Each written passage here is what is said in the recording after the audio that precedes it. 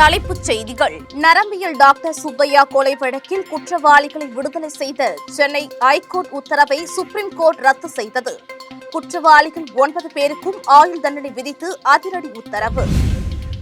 பொருளாதாரத்தில் புயல் வீசப்போகிறது என காங்கிரஸ் எம்பியும் லோக்சபா எதிர்க்கட்சித் தலைவருமான ராகுல் காந்தி தெரிவித்தார். அரசு ஊழியர்கள் லஞ்சம் கேட்டால் ஆதாரத்துடன் புகார் தெரிவிப்பவர்களுக்கு ரூபாய் 1 லட்சம் பரிசு என தமிழக அரசு அறிவித்துள்ளது.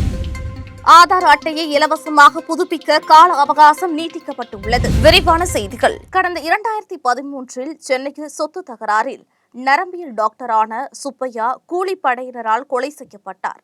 இந்த வழக்கில் சுப்பையாவின் உறவினரான பொன்னுச்சாமி, அவரது மனைவி மேரி புஷ்பம், மகன்கள் பேசில், போரிஸ், பேசிலின் நண்பர்களான வில்லியம், டாக்டர் ஜேம்ஸ் சதீஷ்குமார், கூலிப்படையைச் சேர்ந்த ஏசுராஜன், முருகன், செல்வபிரகாஷ் உள்ளிட்ட 9 பேர் கைது செய்யப்பட்டனர். இந்த வழக்கை விசாரித்த சென்னை அமர்வு நீதிமன்றம் குற்றம் சாட்டப்பட்ட Ponnusamy, Basil, William, James Sathishkumar, Boris, Murugan, Selvaprakash ஆகியோருக்கு தூக்கு தண்டனையும், மேரி புஷ்பம், ஏசுராஜன் ஆகியோருக்கு இரட்டை ஆயுள் தண்டனையும் விதித்து தீர்ப்பு அளித்தது.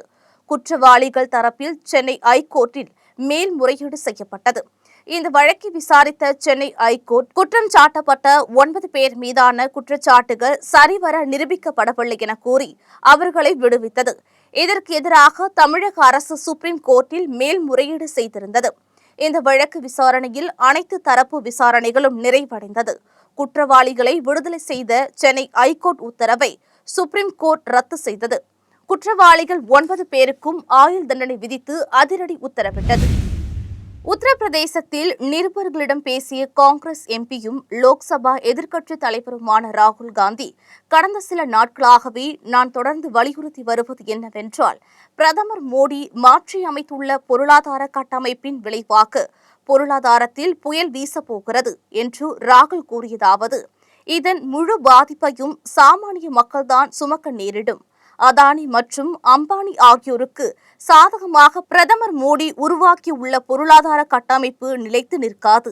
இதனால் உத்தரப்பிரதேசத்தின் இளைஞர்கள், விவசாயிகள், தொழிலாளர்கள் மற்றும் சிறு தொழில் நடத்தி வருபவர்களை கடுமையாக பாதிக்கும். அதே சமயம் பொருளாதாரத்தில் வீசப்போகும் புயலால் அதானி, அம்பானி மற்றும் பிரதமர் மோடி ஆகியோரை பாதிக்காது என்றார். தமிழக சட்டசபை தேர்தலில் முதல் முறையாக களம் கண்ட தாவேக மகத்தான வெற்றியை பதிவு செய்தது. 108 இடங்களை கைப்பற்றி தனிப்பெரும் கட்சியாக உருவெடுத்தது. காங்கிரஸ், கம்யூனிஸ்டுகள், விடுதலை சிறுத்தைகள் ஆகிய கட்சிகளின் ஆதரவுடன் தமிழக முதலமைச்சராக விஜய் பதவியேற்றிருக்கிறார். தமிழக முதலமைச்சராக பொறுப்பேற்ற விஜய், தமிழகத்தில் அடுத்த 3 மாதங்களில் லஞ்சம் முழுமையாக ஒழிக்கப்படும் என அதிரடி அறிவிப்பை வெளியிட்டார். இந்நிலையில் தமிழக அரசு வெளியிட்ட அறிக்கையில், எந்த அரசு துறையாக இருந்தாலும் உங்களிடம் 1000 ரூபாய் லஞ்சம் கேட்டால் ஆதாரத்துடன் புகார் தெரிவிக்கலாம். புகார் அளிப்பவர்களுக்கு 1 லட்சம் ரூபாய் சன்மானம் வழங்கப்படும் என அதில் தெரிவிக்கப்பட்டுள்ளது. புகார் அளிக்க 24 மணி நேரமும் அழைக்க கட்டணமில்லா எண்ணாக 180042515555 என்ற எண்ணிற்கு தெரிவிக்கப்பட்டுள்ளது. ஆதார் எண் மற்றும் அட்டை பெறுவதற்காக பதிவு செய்யப்படும் விவரங்களில் மோசடியை தவிர்க்கவும் ஒழுங்குமுறைப்படுத்தவும் கடந்த 2016ஆம் ஆண்டில் ஒழுங்குமுறை விதிகளை ஆதார் ஆணையம் அறிமுகப்படுத்தியது. அதன்படி ஒவ்வொரு 10 ஆண்டுகளுக்கு ஒருமுறை ஆதார் எண் அல்லது அட்டை வைத்திருப்போர் பெயர் திருத்தம், தந்தை அல்லது கணவர் அல்லது பராமரிப்பாளர் பெயர் மாற்றம், முகவரி மாற்றம், கைபேசி எண், பிறந்த தேதி, முகவரி போன்றவற்றின் சமீபத்திய தகவல்களை புதுப்பிக்க வேண்டும். குழந்தை வளரும் போது அவர்களின் கைரேகைகள், கருவிழிகள் மற்றும் பிற பயோமெட்ரிக் விவரங்கள் மாறுவதால் இந்த புதுப்பிப்புகள் அவசியம். பெயர், பிறந்த தேதி, பாலினம், முகவரி, கைபேசி எண், மின்னஞ்சல் முகவரி, பயோமெட்ரிக் என அனைத்து விவரங்களையும் புதுப்பிக்க ஆதார் பதிவு மையத்தை அணுக வேண்டும். முகவரியை மாற்றுவதற்கு www.myadar.uidai.gov.in என்ற இணையதளம் மூலமாகவும் ஆவணத்தை பதிவேற்றம் செய்து புதுப்பித்துக் கொள்ளலாம்.